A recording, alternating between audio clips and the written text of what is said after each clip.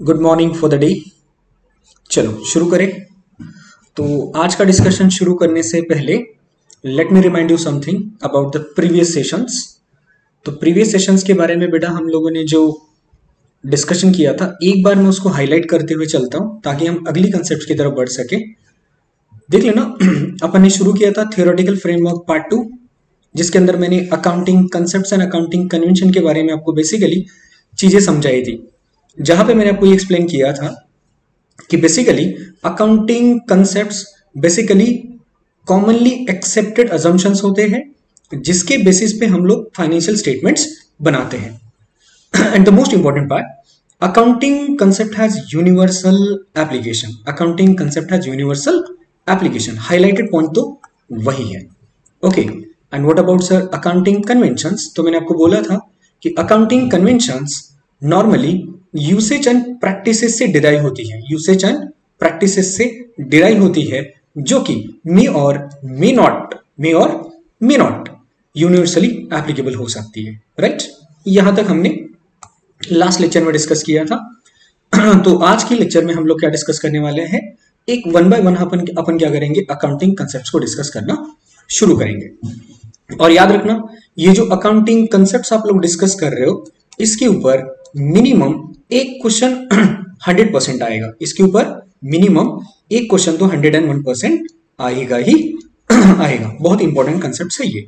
चलिए तो शुरू करते हैं। Let's start with the concept number 1। Concept का नाम है, देख लेना, एंटिटी कंसेप्ट। कंसेप्ट का नाम क्या है? Sorry, entity concept. तो देख लेना, according to the entity concept, यहां पे क्या लिखना, entity concept state that a business enterprise is a separate entity from its owner देखो सबसे पहले एक बात सुन लेना। as per the accounting concept of entity concept, जब भी अकाउंटेंट बुक्स ऑफ अकाउंट्स के अंदर एंट्रीज बनाएगा या फिर एज अ पर्सन हम लोग अपने बुक्स ऑफ अकाउंट्स के अंदर जब एंट्रीज बनाएंगे या फिर ट्रांजेक्शंस एंड इवेंट्स को रिकॉर्ड करेंगे, तो हमें एक बेसिक अजम्पशन लेते हुए चलना है। वो अजम्पशन ये है कि हर एक बिजनेसमैन और उसका बिजनेस दोनों क्या है, लीगली अलग अलग है। दोनों क्या बेटा, लीगली अलग अलग है। इसका मतलब बिजनेसमैन के पर्सनल ट्रांजेक्शन बिजनेसमैन के खुद के पर्सनल अकाउंट्स में रिकॉर्ड किए जाएंगे, और on the another hand business के ट्रांजेक्शन बिजनेस के बुक्स ऑफ अकाउंट्स में रिकॉर्ड किए जाएंगे।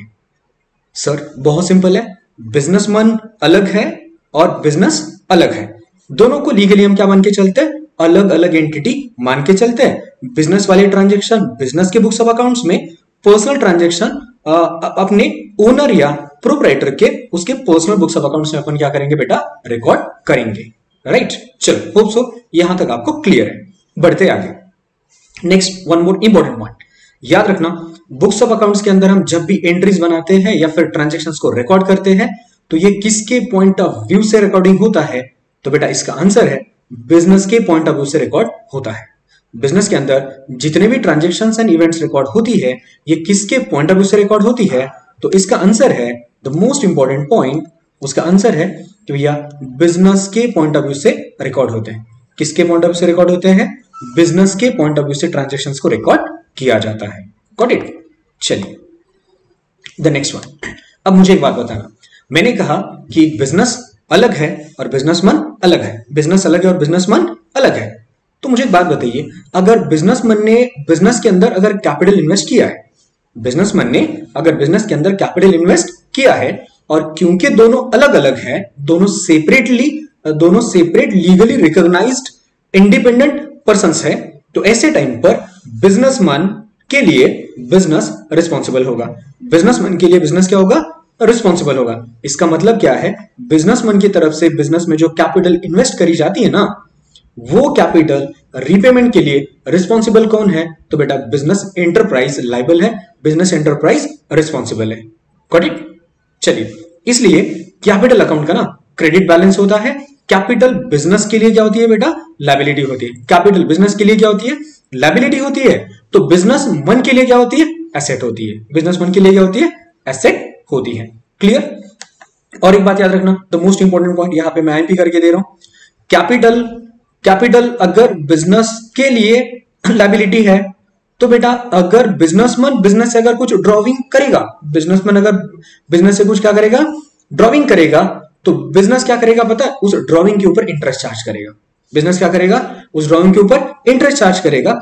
तो उसी तरीके से अगर बिजनेसमैन की तरफ से अगर बिजनेस के अंदर कैपिटल इन्वेस्ट करी जाती है तो businessman will also have right to charge interest on capital, right, जो बेसिकली होता है पार्टनरशिप फर्म के अंदर। कहां पे होता है, पार्टनरशिप फर्म के अंदर होता है, राइट। और एक बात याद रखना, बिजनेसमैन की तरफ से बिजनेस के अंदर जो पैसे लगाए जाते हैं उसको अपन क्या बोलते हैं, रिस्क कैपिटल। उसको अपन क्या बोलते हैं बेटा, रिस्क कैपिटल। वो रिस्क कैपिटल है, इसलिए उस कैपिटल पे होने वाले प्रॉफिट का हकदार कौन होगा, बिजनेसमैन। उस रिस्क कैपिटल के ऊपर होने वाले प्रॉफिट का हकदार कौन होगा, बिजनेसमैन होगा, राइट। चलो, होप सो ये बात आपको क्लियर है, राइट। चलिए बढ़ते आगे। नेक्स्ट कंसेप्ट है अपना बेटा money measurement concept. Next concept कौन सा है अपना, मनी मेजरमेंट कंसेप्ट है। याद रखना मनी मेजरमेंट कंसेप्ट भी बहुत इंपॉर्टेंट कंसेप्ट है, याद रखना। वैसे तो हमने बेसिक में करा ही था कि ट्रांजैक्शन का मतलब मैंने आपको क्या बताया था, तो transaction means an exchange of goods और सर्विसेज और बोथ फॉर मनी और मनीज वर्थ। ये ट्रांजैक्शन की डेफिनेशन थी। ट्रांजैक्शन को हमने फर्दर कितने टाइप में डिवाइड किया था, दो टाइप में डिवाइड किया था। एक मॉनेटरी ट्रांजैक्शन है, दूसरा कौन सा, नॉन मॉनेटरी ट्रांजैक्शन। तो मैंने उस टाइम पे आपको क्या बताया था कि जो मॉनेटरी ट्रांजैक्शंस होते हैं विच इन्वॉल्व्स कैश, है ना, ऐसे ट्रांजैक्शन जिसको अपन कैश के फॉर्म में एक्सप्रेस करते हैं या फिर कर सकते हैं उसको अपन क्या बोलते हैं, मॉनेटरी ट्रांजैक्शन। और जिसको अपन कैश के फॉर्म में एक्सप्रेस नहीं कर सकते उसको अपन क्या बोलते हैं, नॉन मॉनेटरी ट्रांजैक्शन। जैसे एग्जांपल था बार्टर। बुक्स ऑफ अकाउंट्स के अंदर ट्रांजैक्शन कौन से रिकॉर्ड होते हैं, मॉनेटरी की नॉन मॉनेटरी। तो मैंने उस टाइम पे भी आपको क्या बोला था, आज भी बोल रहा हूं, सिर्फ मॉनेटरी ट्रांजैक्शन ही रिकॉर्ड होते हैं। कौन से ट्रांजैक्शन रिकॉर्ड होते हैं बेटा, सिर्फ और सिर्फ मॉनेटरी ट्रांजैक्शन ही रिकॉर्ड होते हैं, नॉन मॉनेटरी ट्रांजैक्शन यहां पे रिकॉर्ड होते नहीं। ये बात क्लियर है।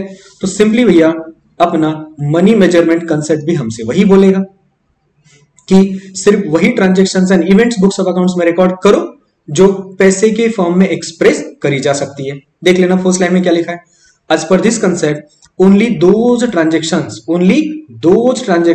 which can be measured in terms of money are recorded। मतलब सर ऐसे ट्रांजैक्शंस जिनको हम पैसे के फॉर्म में एक्सप्रेस नहीं कर सकते, ओके, उनको अपन बुक्स ऑफ अकाउंट्स के अंदर रिकॉर्ड करेंगे क्या, नहीं करेंगे। उनको अपन पैसे के मतलब उनको अपन बुक्स ऑफ अकाउंट्स के अंदर रिकॉर्ड करेंगे क्या, तो आंसर इज नो। उनको अपन पैसे के फॉर्म, जिनको पैसे के फॉर्म में एक्सप्रेस नहीं कर सकते उनको अपन बुक्स ऑफ अकाउंट्स के अंदर रिकॉर्ड नहीं करेंगे, राइट। चलिए लास्ट लाइन जो कि बहुत इंपॉर्टेंट देखना, entity and money measurement are viewed as basic concept. Money measurement concept and entity concept ये दोनों क्या बेटा, बेसिक कंसेप्ट है जिसके आगे सभी प्रोसीजरल कंसेप्ट बेस्ड है। सभी प्रोसीजरल कंसेप्ट क्या बेटा, बेस्ड है, राइट। अब याद रखना अगर हम इंडिया में रहते हैं तो इंडिया को हर एक ट्रांजैक्शन में किसके फॉर्म में एक्सप्रेस किया जाएगा, रुपीस के फॉर्म में। अगर यूएसए का कोई बंदा है तो वो कौन से फॉर्म में अपने ट्रांजैक्शन को एक्सप्रेस करेगा, डॉलर के फॉर्म में। करेंसी चाहे कोई भी क्यों ना हो, सिर्फ वही ट्रांजैक्शंस रिकॉर्ड करो जिनको अपन पैसे के फॉर्म में एक्सप्रेस कर सकते हैं। ये हमें किसने बताया, मनी मेजरमेंट कंसेप्ट ने बताया, राइट। चलिए अब हम पीरियोडिसिटी कंसेप्ट करें, इसके पहले हम क्या करते हैं बता, ये वाला कंसेप्ट कर लेते हैं क्योंकि पीरियोडिसिटी कंसेप्ट ये कंसेप्ट के ऊपर बेस्ड है। Make it point number 3, otherwise concept number 3। देखो जी, गोइंग कंसर्न कंसेप्ट। अब देख लेना, as per the going concern concept, जब भी हम कोई बिजनेस शुरू करेंगे या फिर जब भी हम बुक्स ऑफ अकाउंट्स के अंदर एंट्रीज बनाएंगे और कुछ ट्रांजैक्शंस रिकॉर्ड करेंगे तो हम ये अजम्पशंस लेंगे, ये मानते हुए चलेंगे कि हमारा बिजनेस जो है ना वो नियर फ्यूचर में शट डाउन नहीं होगा, वो नियर फ्यूचर में बंद नहीं होगा। यही कहता है हमसे गोइंग कंसर्न कंसेप्ट। यही कौन हमसे कहता है बेटा, गोइंग कंसर्न कंसेप्ट कहता है। क्लियर हुआ, मतलब as per the going concern concept ये क्या बोलता है, the financial statements are normally prepared on the assumption that an enterprise is going concern and will continue its operation for the foreseeable future मतलब आने वाले near future में हमारा business बंद नहीं होगा। हमारा बिजनेस बंद होगा क्या? नहीं होगा। ये बेसिक अजम्पशन हमें कौन बताता है? गोइंग कंसर्न कंसेप्ट बताता है। ये कौन बताता है हमको? गोइंग कंसर्न कंसेप्ट बताता है। सर क्या फर्क पड़ेगा कि अगर हम ये मान के चले कि हमारा बिजनेस 1 साल के अंदर 2 साल के अंदर बंद होने वाला है, या फिर हमारा बिजनेस आने वाले नियर फ्यूचर में कभी बंद नहीं होने वाला है? तो बेटा इससे बहुत फर्क पड़ेगा। एक बात याद रख लेना आप लोग, जब भी हम एक्सपेंडिचर की बात करते हैं तो हमें पता है हम बेसिकली कैपिटल एक्सपेंडिचर और दूसरा होता है अपना रेवेन्यू एक्सपेंडिचर। एक कौन सा होता है अपना? कैपिटल एक्सपेंडिचर, और दूसरा कौन सा होता है अपना? Revenue expenditure. तो याद रखना बेसिकली कैपिटल एक्सपेंडिचर वो एक्सपेंडिचर होता है जिसका फायदा हमें नॉर्मली 1 साल से ज्यादा के लिए मिलता है। जिसका फायदा हमें 1 साल के ज्यादा के लिए मिलता है। फॉर एग्जाम्पल के लिए हमने कोई लैंड खरीदी, बिल्डिंग खरीदी, प्लांट खरीदी, मशीनरी खरीदा। तो मुझे एक बात बताओ, प्लांट, मशीनरी, लैंड, बिल्डिंग क्या ये 1 साल के अंदर खत्म हो जाएंगे? 1 साल के अंदर पूरे एग्जॉस्ट हो जाएंगे? नो। इसलिए वो वाला खर्चा अपना कौन सा खर्चा हो जाता है पता है? Capital expenditure. And on the other hand जो अपनी रनिंग एक्सपेंडिचर है, जो अपनी ऑपरेशनल एक्सपेंडिचर है, जैसे payment of salary to the employees, payment of wages to the worker, rent की पेमेंट करना, इंटरेस्ट ऑन लोन पेड करना, ओके, इलेक्ट्रिसिटी का बिल का पेमेंट करना, देन ऑडिट का फीस पे करना, ट्रांसपोर्टेशन का पेमेंट कर देना, ये सब के सब अपने कौन से खर्चे होते हैं? तो रेवेन्यू नेचर के खर्चे होते हैं। अब आप लोग मुझे एक बात बताना, अगर मैं ये मान के चलूं कि मेरा बिजनेस आने वाले 1 साल के अंदर ही खत्म होने वाला है, मेरा बिजनेस आने वाले 1 साल के अंदर बंद होने वाला है, तो मुझे एक बात बताओ, तो यार ये capital expenditure and revenue expenditure in दोनों को अलग अलग डिफाइन करने से कोई मतलब है क्या? नहीं, क्योंकि वैसे भी आपका बिजनेस क्या है? 1 साल के अंदर बंद होने वाला है। तो क्या कैपिटल और क्या रेवेन्यू? कैपिटल, अगर capital, even though capital expenditure हमें 1 साल से ज्यादा का फायदा देता है, बट अपना बिजनेस 1 साल से ज्यादा के लिए चलने वाला है क्या? नहीं। तो इसका मतलब होता है अगर हम गोइंग कंसर्न कंसेप्ट को, मतलब अगर हम ये मान के ना चले कि हमारा बिजनेस नियर फ्यूचर में बंद नहीं होने वाला है, तो अपने लिए कैपिटल एंड रेवेन्यू एक्सपेंडिचर दोनों एक समान हो जाएंगे। दोनों क्या हो जाएंगे बेटा? एक समान हो जाएंगे। सर एक आध एग्जांपल बता दीजिए जहां पे ऐसे होता है। तो मैंने आपको एग्जांपल दिया जॉइंट वेंचर। एग्जांपल क्या दिया मैंने आपको? Joint venture. जॉइंट वेंचर में आप लोग देख लेना, जॉइंट वेंचर अकाउंट के डेबिट साइड पे कैपिटल एंड रेवेन्यू दोनों के दोनों खर्चे रिकॉर्ड करे जाते हैं। क्यों? बिकॉज जॉइंट वेंचर का लाइफ ही कितना होता है? जॉइंट वेंचर ये मान के चलते हैं क्या कि वो सालों साल चलेगा? नहीं। जॉइंट वेंचर हमेशा एक पर्टिकुलर ऑब्जेक्टिव के लिए बनाया जाता है। जैसे वो पर्टिकुलर ऑब्जेक्टिव अचीव हो जाता है, अचीव हो जाता है, जॉइंट वेंचर खत्म कर दी जाती है। क्लियर? चलिए, होप सो आपको ये समझ में आ गया कि as per the going concern concept एक बिजनेसमैन जब भी बिजनेस करेगा तो ये मान के चलेगा कि आने वाले नियर फ्यूचर में उसका बिजनेस कभी बंद होने वाला नहीं है। आने वाले नियर फ्यूचर में उसका बिजनेस कभी बंद होने वाला नहीं है। ये कौन मान के चलेगा? बिजनेसमैन मान के चलेगा। क्लियर? चलिए, अब अपन बढ़ते आगे। अपना नेक्स्ट कंसेप्ट है पीरियोडिसिटी कंसेप्ट। कौन सा कंसेप्ट है बेटा अपना? नेक्स्ट पीरियोडिसिटी कंसेप्ट है। देख लेना अब क्या लिखा गया है पीरियोडिसिटी कंसेप्ट के अंदर। बहुत इंपॉर्टेंट कंसेप्ट है ये भी। ओके, अभी हमने थोड़ी देर पहले क्या देखा था? थोड़ी देर पहले हम लोगों ने ये डिस्कस किया था कि हमारा जो बिजनेस है, as per the going concern concept, हमारा जो बिजनेस है ये आने वाले नियर फ्यूचर के अंदर कभी बंद होगा क्या? नहीं। मतलब नियर फ्यूचर के अंदर हमारा बिजनेस कभी शट डाउन होने वाला नहीं है। हम ये मानते हुए बुक्स ऑफ अकाउंट्स के अंदर एंट्रीज करते हैं, है कि नहीं? लेकिन मुझे बात बताना, ये कितना लॉजिकल होगा कि अगर कोई मिस्टर राम अपना बिजनेस शुरू करता है और ये तय करता है कि ये उसका बिजनेस वो लाइफ टाइम करेगा, ये उसका बिजनेस क्या करेगा? लाइफ टाइम करेगा। मान के चलो कि वो 100 ईयर्स के लिए अपना बिजनेस करेगा। कितने साल के लिए करेगा? 100 डेज के लिए। और ये मिस्टर राम ने ये बोला कि देखिए भैया, हमारा फर्स्ट फाइनेंशियल ईयर खत्म हो गया, हमने कोई फाइनेंशियल स्टेटमेंट नहीं बनाया। क्यों? पता नहीं, उसी को बता। हमारा सेकेंड फाइनेंशियल ईयर भी खत्म हो गया, उस बंदे ने कोई फाइनेंशियल स्टेटमेंट बनाया नहीं। ऐसे करते करते करते करते करते करते अगर ये मिस्टर राम 100 ईयर्स, ये मिस्टर राम कहां पे पहुंच जाएगा, फाइनेंशियल ईयर के 100th ईयर पे पहुंच जाएगा। और अगर तब बोलेगा कि अब मैं अपने बुक्स ऑफ अकाउंट्स बनाऊंगा, अब मैं अपना ट्रेडिंग अकाउंट बनाऊंगा, राइट, अब मैं अपना प्रॉफिट एंड लॉस अकाउंट बनाऊंगा, अब मैं अपनी बैलेंस शीट बनाऊंगा, मुझे एक बात बताना, ये कितना इलॉजिकल होगा ये कहना, ये कितना इलॉजिकल होगा, है कि नहीं? मुझे एक बात बताइए, इवन दो आप ये मान के चल रहे हो कि आपका बिजनेस सालों साल चलने वाला है, इसका मतलब ये तो नहीं होता ना कि आपका बिजनेस जब खत्म होगा, जब बंद होगा, आप आपके बिजनेस की परफॉर्मेंस, आप आपके बिजनेस का assessment at the end of business life करोगे। ऐसा थोड़ी ना होता है, नहीं ऐसा होता है क्या? नहीं होता है। तो बस पीरियोडिसिटी कंसेप्ट वहीं पे अपना जादू दिखाता है। और ये पीरियोडिसिटी कंसेप्ट हमसे क्या कहता है पता है? इवन दो बिजनेस की लाइफ कितनी है, सालों साल चलने वाली है, फिर भी एक पर्टिकुलर पॉइंट पे रुक के हर एक बिजनेसमैन क्या करेगा, अपने बुक्स ऑफ अकाउंट्स क्लोज करेगा। अपने बुक्स ऑफ अकाउंट्स क्या करेगा बेटा? क्लोज करेगा और अपनी परफॉर्मेंस का एनालिसिस करेगा। अपनी बुक्स ऑफ अकाउंट्स क्या करेगा?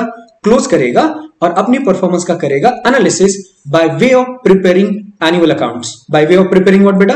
Annual accounts. और ये एनुअल अकाउंट्स बनाए जाते हैं फॉर द फाइनेंशियल ईयर। ये एनुअल अकाउंट्स बनाए जाते हैं किसके लिए बेटा? फाइनेंशियल ईयर्स के लिए बनाए जाते हैं। और आपको पता है financial year is nothing but a period of 12 months. Financial year is nothing but a period of 12 months, जो शुरू कहां पे होता है? 1 अप्रैल एग्जाम्पल के लिए 2022, खत्म कहां पे हो जाएगा? 31 मार्च 2023। ये एक अपना क्या बन जाएगा बेटा? फाइनेंशियल ईयर बन जाएगा। ये अपना क्या बन जाएगा? फाइनेंशियल ईयर बन जाएगा। इसका मतलब उस बिजनेसमैन को क्या करना है? इस साल अपने फाइनेंशियल स्टेटमेंट बना लेने हैं, राइट। फिर जब वो अगले साल जाएगा, फिर वो क्या करेगा? जब अगले साल जाएगा तो उसको क्या कर लेना चाहिए? 1 अप्रैल 2023, फिर क्या? 31 मार्च 2024। इस एक अलग फाइनेंशियल ईयर के लिए क्या करना पड़ेगा उसको? एक अलग फाइनेंशियल ईयर के लिए उसको फिर से अपने फाइनेंशियल स्टेटमेंट बनाने होंगे। फिर से अपने फाइनेंशियल स्टेटमेंट क्या करने पड़ेंगे? बनाने होंगे। इसका मतलब क्या? बिजनेसमैन क्या करेगा पता है? अपनी पूरी बिजनेस लाइफ को क्या करेगा? एक छोटे पार्ट्स के अंदर डिवाइड कर देगा, जो कि नॉर्मली वो टाइम पीरियड क्या कहलाता है? फाइनेंशियल ईयर कहलाता है। नॉर्मली वो टाइम पीरियड क्या कहलाता है? फाइनेंशियल ईयर कहलाता है। और ये हमसे कहता है पीरियोडिसिटी कंसेप्ट। ये हमसे कौन कहता है बेटा? फिर पीरियोडिसिटी कंसेप्ट कहता है। और एक बात याद रखना, ये जो फाइनेंशियल स्टेटमेंट है, जरूरी नहीं कि आप हर बार एक ईयर के लिए ही बनाओगे। ये हो सकता है आप हर 3 महीने के बाद बनाओ, हो सकता है कि आप हर 6 महीने के बाद बनाओ, हो सकता है कि ये स्टेटमेंट आप हर 12 महीने के बाद बनाओ, या फिर ये भी हो सकता है कि ये आप आपके फाइनेंशियल स्टेटमेंट्स हर 15 महीने के बाद बनाओगे, या फिर ऐसा भी हो सकता है कि आप आपके फाइनेंशियल स्टेटमेंट 18 महीने के बाद बनाओगे, ओके, असेसमेंट के लिए। बट कॉमनली ये फाइनेंशियल स्टेटमेंट कब कब बनाए जाते पता है? ऑन द क्वार्टरली बेसिस हर 3 महीने के बाद, हाफ ईयरली बेसिस हर 6 महीने के बाद, और एनुअली तो भैया 12 महीने के बाद तो बनाया जाता है, राइट। तो ये हमसे किसने बताया? पीरियोडिसिटी कंसेप्ट ने बताया। डन। चलिए फर्स्ट लाइन इंपॉर्टेंट देख लेना। This is also called the concept of definite accounting period. इसको अपन क्या बोलते हैं? This is also known as what? Definite accounting period बोलते हैं, राइट। चलिए यहां पे देख लेना। Generally 1 year period is taken up for the performance measured and appraisal of the financial position. However, it may also be 6 months, 9 months or 15 months. But generally क्या होता है? तो एक फाइनेंशियल ईयर होता है। जनरली क्या होता है? तो फाइनेंशियल ईयर होता है। चलिए अब जरा अपन क्या करते हैं, एडवांटेजेस की तरफ चलते हैं। क्या फायदा होगा? देखिए हम यहां पे ना कंपैरिजन कर सकते हैं। अगर हम पीरियोडिसिटी कंसेप्ट को अडॉप्ट करेंगे तो हम पिछले साल की परफॉर्मेंस करंट ईयर के साथ मेजर कर सकते हैं, है कि नहीं, और आने वाले फ्यूचर के लिए प्लानिंग्स कर सकते हैं, ओके।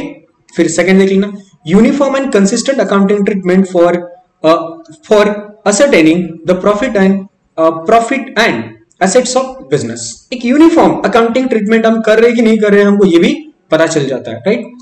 मैचिंग पीरियोडिक रेवेन्यूज, हाँ भैया ये भी इंपॉर्टेंट देख लेना कि हम ऐसा नहीं कर सकते कि फाइनेंशियल ईयर 22-23 के अंदर हम फाइनेंशियल ईयर 23-24 या फिर इसके पहले का और एक ले लेना फाइनेंशियल ईयर 2022-21-22, ये सुन लेना, मैं 22-21-22 का रेवेन्यू इस ईयर में चार्ज नहीं कर सकता, 21-22 का एक्सपेंसेस भी इस ईयर में मैं चार्ज नहीं कर सकता। ओके, और ये भी सुन लेना 23-24 का भी मैं रेवेन्यू एक्सपेंस यहां पे चार्ज नहीं कर सकता और रेवेन्यू भी चार्ज नहीं कर सकता, एक्सपेंसेस भी चार्ज नहीं कर सकते, रेवेन्यू भी चार्ज नहीं कर सकते। इसका मतलब क्या कि अगर करंट ईयर का है तो मुझे क्या करना चाहिए, ओनली करंट फाइनेंशियल ईयर का ही चार्ज करना चाहिए। मुझे क्या करना चाहिए, ओनली करंट फाइनेंशियल ईयर का ही चार्ज करना चाहिए। ठीक है, चलो बढ़िया, होप सो आप लोगों को समझ में आ गया होगा। अब बढ़ते हैं अपन अगली कंसेप्ट की तरफ। अगला अपना कंसेप्ट है कॉस्ट कंसेप्ट। अगला अपना कौन सा कंसेप्ट है बेटा, कॉस्ट कंसेप्ट। एक मैं की टाइम पिया, इसके ऊपर आपको एक छोटा सा प्रैक्टिकल क्वेश्चन भी आ सकता है एग्जाम के अंदर।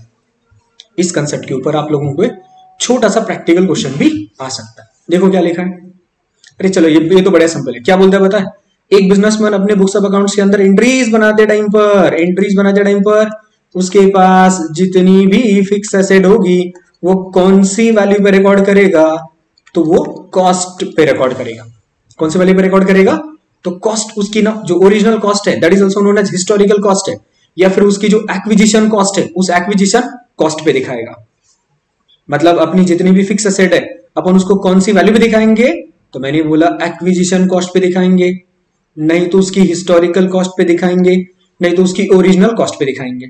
अब नॉर्मली ये अपनी फिक्स एसेट का सर कॉस्ट क्या होता है, फिक्स एसेट का कॉस्ट क्या होता है, तो ये इंपॉर्टेंट है, सुन लेना। फिक्स एसेट का कॉस्ट नॉर्मली होता है परचेस प्राइस। नॉर्मली क्या होता है बेटा, परचेस प्राइस। अब इसके अंदर तुम प्लस क्या कर देते हो, कैपिटल एक्सपेंडिचर। इसके अंदर तुम क्या प्लस कर देते हो, कैपिटल एक्सपेंडिचर प्लस कर देते हो। ये दोनों को मिला देना, आपको क्या मिल जाएगा, कॉस्ट। ये दोनों को मिला देना, आपको क्या मिल जाएगा, कॉस्ट मिल जाएगा। ओके सर, कौन सा कॉस्ट मिल जाएगा हम लोगों को, cost price of fix asset. क्या मिल जाएगा, cost price of fixed asset मिल जाएगा। ओके, अब सुनो, ये कंसेप्ट के हिसाब से ना एक मैं आपको एग्जांपल देने जा रहा हूं। मान के चलो कि हमारी फैक्ट्री के अंदर कोई प्लांट लगी है, हमारी फैक्ट्री के अंदर कोई प्लांट लगी है, जिस प्लांट की कॉस्ट है, जिस प्लांट की क्या है, कॉस्ट है 12 लाख रुपए। उस प्लांट की कॉस्ट कितनी है, 12 लाख रुपए है, और उसकी मार्केट वैल्यू हो चुकी है बेटा 14 लाख। उसकी मार्केट वैल्यू कितनी हो चुकी है, 14 लाख। इसका मतलब उस पर्टिकुलर प्लांट की वैल्यू 2 लाख रुपए से इंक्रीज हो गई है। कितने से इंक्रीज हो गई है, 2 लाख रुपए से इंक्रीज हो गई है। तो अब जब मैं अपने बुक्स ऑफ अकाउंट्स बनाऊंगा या फिर मैं बैलेंस शीट की एसेट साइड पर इस प्लांट को अब कितने पे रिकॉर्ड करना पड़ेगा मुझे, 14 लाख पे रिकॉर्ड करना है क्या, नहीं। कॉस्ट कंसेप्ट क्या कहता है, कॉस्ट पे रिकॉर्ड करो। कॉस्ट कंसेप्ट क्या कहता है, कॉस्ट पे रिकॉर्ड करो। तो अब मैं इसको कितने पे रिकॉर्ड करूंगा, 12 लाख पे रिकॉर्ड करूंगा। यही हमसे कहता है कौन, कॉस्ट कंसेप्ट।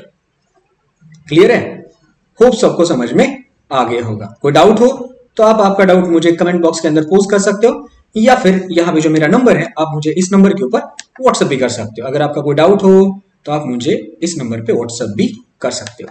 चलो ठीक है, तो आगे बढ़ते हैं अपन कॉस्ट कंसेप्ट।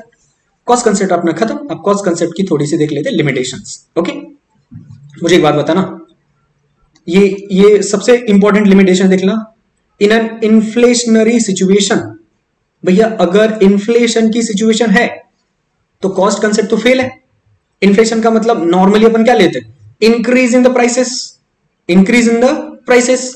अगर उस पर्टिकुलर प्लांट, मशीनरी या स्टॉक, जो कुछ एसेट है अपने पास, उनकी प्राइस अगर इन्फ्लेशन की वजह से बढ़ती जाएगी तो नॉर्मली हमें क्या करना चाहिए, इन्फ्लेटेड प्राइस पे अपने एसेट को दिखाना चाहिए। But still upon cost concept को अडॉप्ट करते हुए उस पर्टिकुलर एसेट को कौन सी वैल्यू पे रिकॉर्ड करते हैं, तो उसकी हिस्टोरिकल कॉस्ट पे रिकॉर्ड कर रहे हैं। मतलब हम इन्फ्लेशन को कंसिडर कर रहे हैं क्या, नहीं। तो ये फर्स्ट लिमिटेशन हो गया अपनी कॉस्ट कंसेप्ट का, राइट। उसके बाद है historical cost concept based, based accounts may lose its comparability. Okay, historical cost based accounts may lose its comparability. हाँ ये भी है यार, देखना इंपॉर्टेंट है, वैसे उतना ज्यादा इंपॉर्टेंट नहीं है। अगर हम हिस्टोरिकल कॉस्ट को मतलब कंसिडर करेंगे तो हमें ना, हम उस वैल्यू के बेसिस पे उस एसेट का कंपैरिजन हम दूसरी एसेट के साथ नहीं कर सकते, वो भी उसकी एक लिमिटेशन है। और हाँ, वैसे हर एसेट को पैसे के फॉर्म में एक्सप्रेस किया जा सकता है क्या? नहीं। जैसे देख लेना बेटा, ह्यूमन रिसोर्स होता तो अपना एसेट ही है, बट हम उसको पैसे के फॉर्म में एक्सप्रेस कर सकते हैं क्या? नहीं कर सकते। तो that is one of the limitation of your cost concept. Hope so आपको कॉस्ट कंसेप्ट समझ में आ गया होगा, राइट? चलिए अब अपन पढ़ते हैं अगली कंसेप्ट की तरफ। अगला कंसेप्ट है अपना कंजर्वेटिज्म कंसेप्ट। आईएमपी कर देना, ये बहुत इंपॉर्टेंट है, या फिर आप यूं कह सकते हो कि हाईली इंपॉर्टेंट है। ओके, देख लेना। चलो, कंजर्वेटिज्म कंसेप्ट बहुत इंपॉर्टेंट है।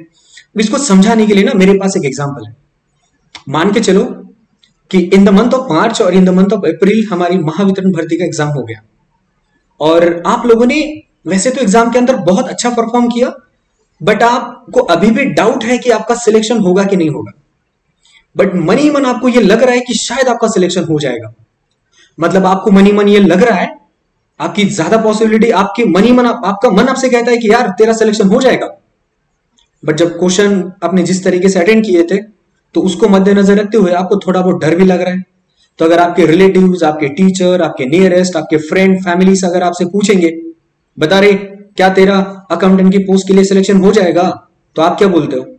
टू गेट सेफर साइड आप क्या बोलते हो? यार देख, वैसे तो मेरा पेपर बहुत बढ़िया गया है, बट मैं कुछ कह नहीं सकता यार, मेरा सिलेक्शन होगा कि नहीं होगा, मेरा सिलेक्शन होगा कि नहीं होगा। जहां पे आप लोगों को मनी मन पता है कि शायद हो जाएगा, बट आप ऐसा बोलते हो क्या शायद हो जाएगा? नहीं, आप उल्टा बोलते हो, क्या वैसे तो मुझे नहीं लग रहा है कि होगा, वैसे तो मुझे नहीं लग रहा है कि होगा, बट चलो हो गया तो बहुत अच्छी बात है।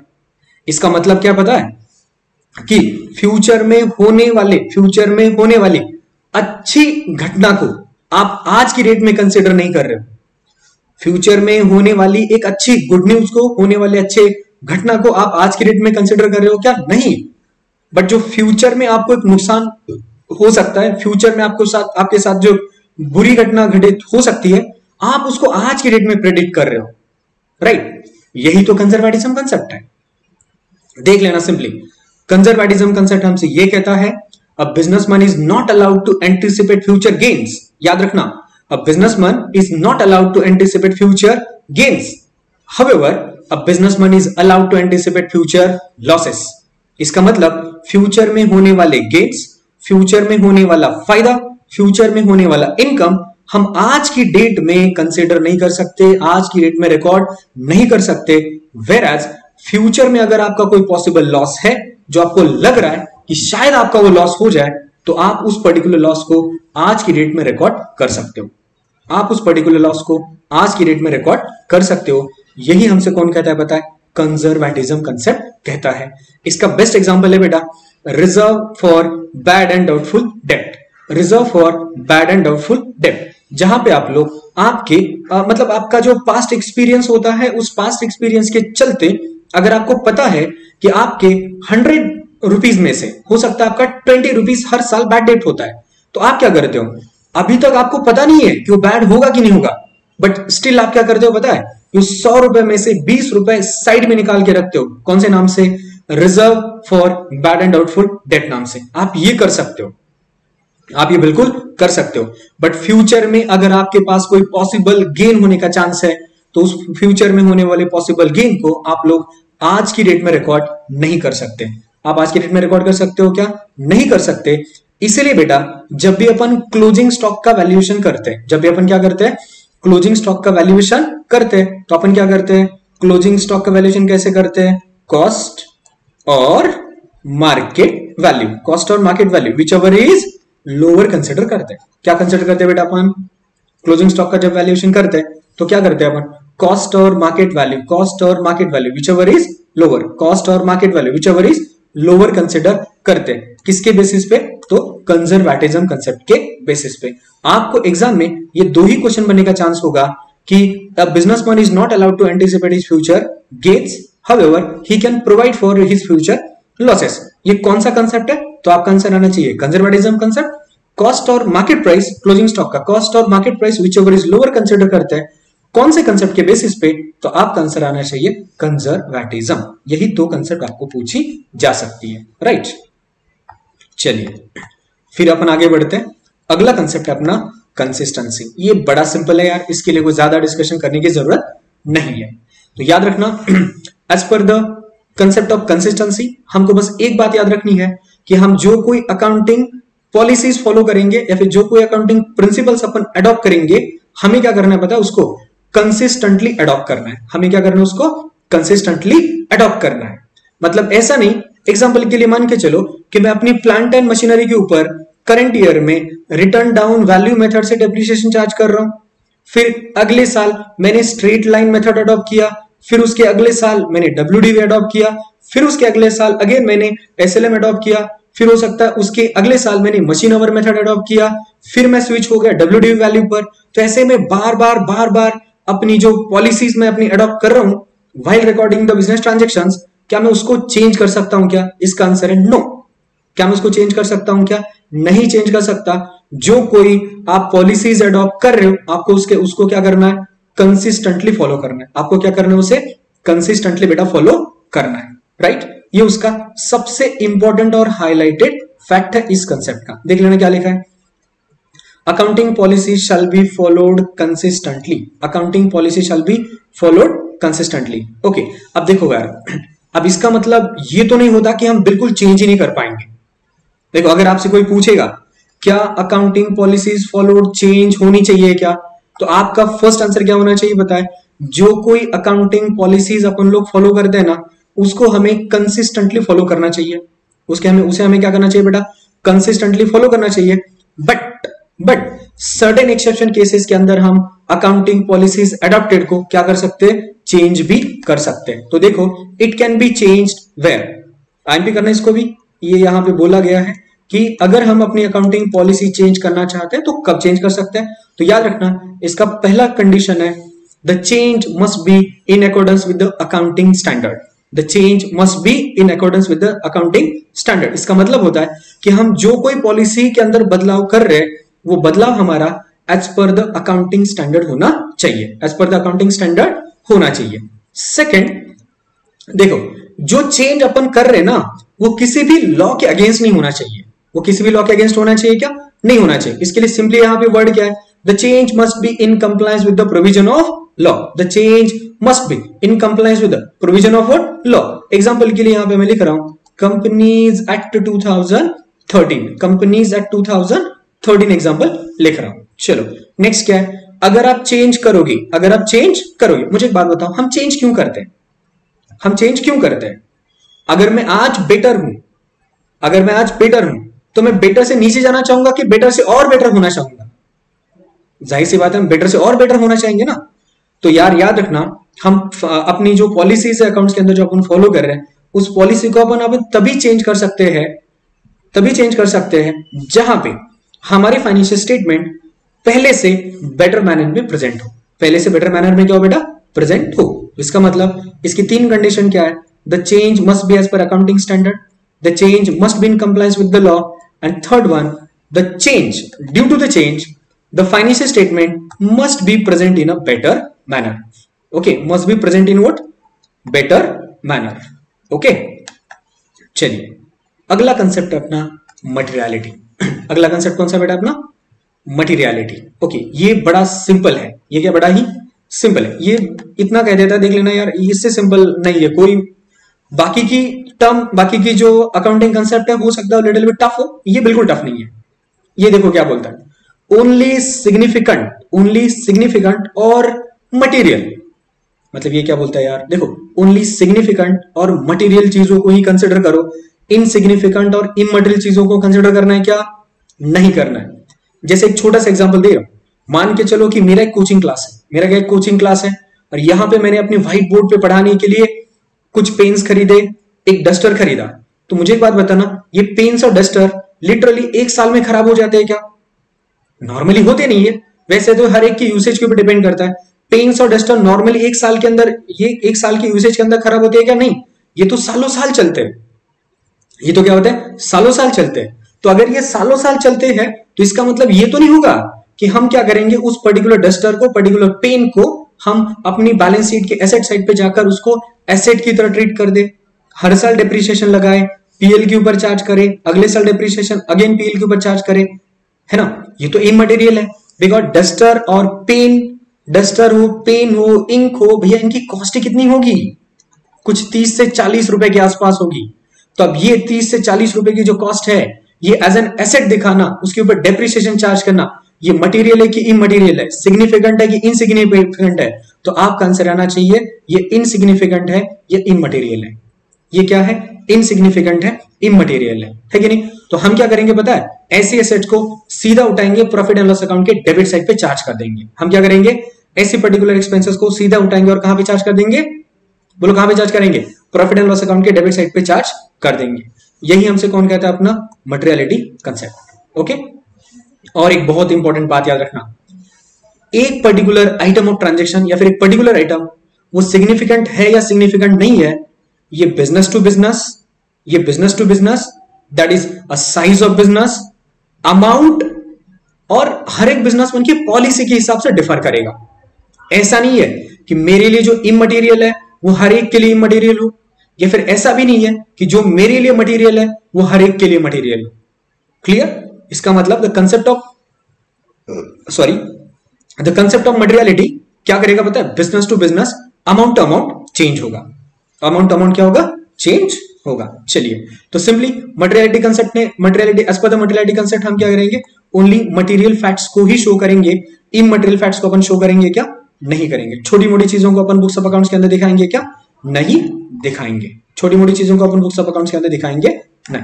ओके, चल अब इसके अलावा जस्ट मिनट, कौन कौन से कंसेप्ट हो गई है, क्योंकि हमें ना सीक्वेंस टू सीक्वेंस चलना होता है, तो हम क्या करते हैं, इसके अलावा मेरे पास और एक कंसेप्ट है, पहले अपन रियलाइजेशन अपन नेक्स्ट क्लास में कवर करेंगे।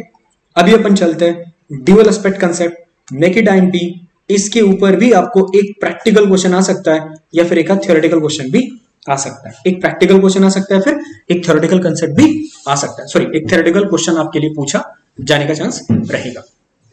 देखो जी क्या कहता है dual aspect concept. Dual aspect concept simply हमसे क्या कहता है पता है, every debit has its own credit, every debit has its own credit. और याद रखना मतलब इक्वल डेबिट होना है। अगर मान के चलो कि अगर मेरे डेबिट में 500 रुपीज है तो मेरे क्रेडिट में भी कितना होना चाहिए, 500। इसका मतलब क्या होता है, every debit has its own credit but equal credit. याद रखना, इक्वल क्रेडिट, लेस क्रेडिट है क्या, नहीं, मोर क्रेडिट है क्या, नहीं। तो ऑन द कॉन्ट्री में ये भी कह सकता हूं every credit has its own equal debit, own equal debit, right. तो यही हमसे कौन कहता है बेटा, ड्यूअल एस्पेक्ट कंसेप्ट कहता है। कौन कहता है अपने से, ड्यूअल एस्पेक्ट कंसेप्ट कहता है, देखना। और इसी ड्यूअल एस्पेक्ट कंसेप्ट के बेसिस पर क्या बन चुका अपना, अकाउंटिंग इक्वेशन बन चुका है। क्या बन चुका अपना, अकाउंटिंग इक्वेशन बन चुका है, राइट। चलो देख लेते हैं। This concept is the core of double entry book keeping. This concept is core of double entry book keeping. Double entry का मतलब क्या होता है कि देख लेना, अगर मैं बुक्स ऑफ अकाउंट्स के अंदर कोई एंट्री पास करूंगा तो अगर एक अकाउंट के डेबिट साइड पे आ रहा है तो उसके अपोजिट अकाउंट के क्रेडिट साइड पे जाएगा। एक अकाउंट के कहां पे आ रहा है, डेबिट साइड पे आ रहा है, तो उसके अपोजिट साइड के अकाउंट पे कहां पे जाएगा, क्रेडिट साइड पे जाएगा। फॉर एग्जांपल के लिए मशीनरी परचेस्ड ऑन कैश, तो एंट्री क्या बनेगा, machinery account debit to cash account, machinery account debit to cash account. इसका मतलब मशीनरी अकाउंट के डेबिट साइड पे क्या आएगा, कैश अकाउंट, और कैश अकाउंट के क्रेडिट साइड पे क्या आएगा, मशीनरी अकाउंट। ओके, चलो डन। अगला देखते हैं अपन, every transaction and event has two aspect. और ये दो एस्पेक्ट कौन से होते हैं, तो एक एस्पेक्ट होता है अपना डेबिट और एक एस्पेक्ट होता है अपना क्रेडिट। ये चीजें, ये डेबिट क्या है, क्रेडिट क्या है, इसको अपन डिटेल में नेक्स्ट चैप्टर में पढ़ने वाले हैं। इसको अपन क्या करेंगे, डिटेल में नेक्स्ट चैप्टर में पढ़ेंगे। अब सर ये अकाउंटिंग इक्वेशन क्या है, सिंपल है बेटा, ये अकाउंटिंग इक्वेशन क्या है, तो अकाउंटिंग इक्वेशन याद रखना, इक्विटी का मतलब क्या होता है बेटा, कैपिटल। इक्विटी का मतलब क्या होता है, यहां पे इक्विटी से मतलब होता है कैपिटल। ये एक वर्ड याद रखना, capital plus liability is equal to asset, capital plus liability is equal to asset. अब मुझे एक बात बताओ, चलो मैं पहले एक एक फॉर्मूला आपको बता देता हूं। ये हम ना पहला फॉर्मूला अपना क्या बना, equity that is capital plus liabilities is equal to asset. फिर मैंने क्या बोला, capital, okay, capital is equal to asset minus liabilities. दूसरा फॉर्मूला मेरा क्या बना, कैपिटल, ये जहां जहां पे इक्विटी है उसका मतलब क्या है, कैपिटल है।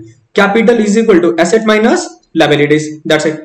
अगला कंसेप्ट देख लेना, equity capital plus long term liabilities plus current asset is equal to क्या है बेटा, fixed asset plus current asset, fix asset plus current asset. अरे एक काम करो ना, ये इतने फॉर्मूले रखने से अच्छा है कि आपको ना मैं एक बैलेंस शीट दिखा देता हूं, उस बैलेंस शीट की मदद से ना आप खुद ही अपने आप क्या कर सकते हो, खुद ही अपने फॉर्मूलेज बना सकते हो। आप क्या कर सकते हो, खुद ही अपने फॉर्मूलेज बना सकते हो। चलो यहां पे ध्यान देना, आपके लिए मैंने यहां पे बैलेंस शीट बना दिया। ओके, याद रखना this is the balance sheet, important है। बैलेंस शीट हमेशा एज ऑन द बनाई जाती है, as on the date of 31 March. तो ये बैलेंस शीट कब की होगी, 31 मार्च 2023 का बैलेंस शीट है। ओके, देख लेना, बैलेंस शीट का लेफ्ट साइड लायबिलिटी साइड होता है और बैलेंस शीट का राइट साइड एसेट साइड होता है। ध्यान देना, बैलेंस शीट का लेफ्ट साइड कौन सा होता है, लायबिलिटीज, और बैलेंस शीट का राइट साइड क्या होता है बेटा, एसेट साइड होता है।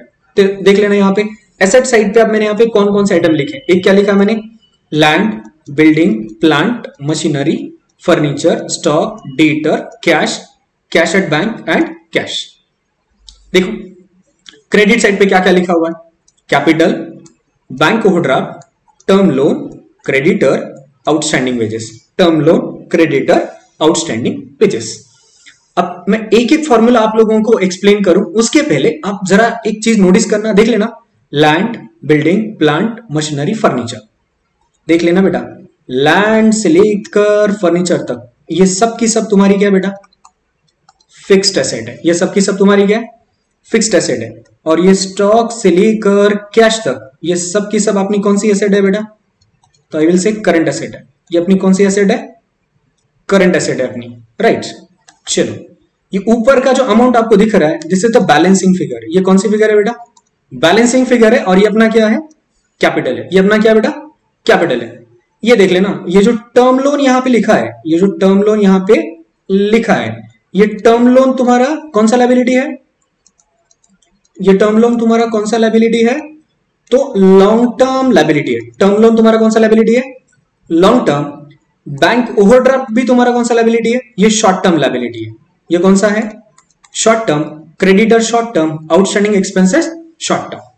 आउटस्टैंडिंग एक्सपेंसेस क्या है, शॉर्ट टर्म है। अब इधर सुन लेना, आपको तो पता है बैलेंस शीट की एसेट साइड का टोटल हमेशा उसकी लायबिलिटी साइड से मैच करता है।